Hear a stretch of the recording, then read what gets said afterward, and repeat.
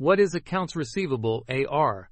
Accounts receivable, also called AR, is the money that customers owe to a business for goods or services sold on credit.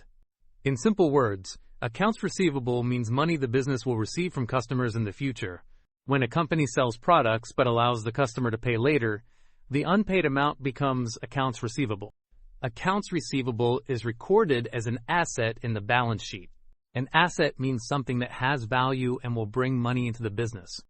Accounts receivable usually includes credit sales made to customers, clients, or buyers. For example, if a business sells goods worth $1,000 on credit, that amount becomes accounts receivable until payment is received. Accounts receivable is considered a short-term asset because payment is usually collected within a few weeks or months. Managing accounts receivable properly helps a business maintain healthy cash flow. Companies track customer invoices and payment deadlines to ensure timely collection. If customers delay payments, it can create cash flow problems for the business. Businesses may offer discounts for early payment to collect money faster. The accounts receivable department monitors outstanding balances and follows up with customers.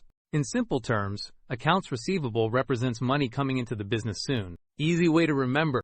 Accounts receivable means money the business will receive.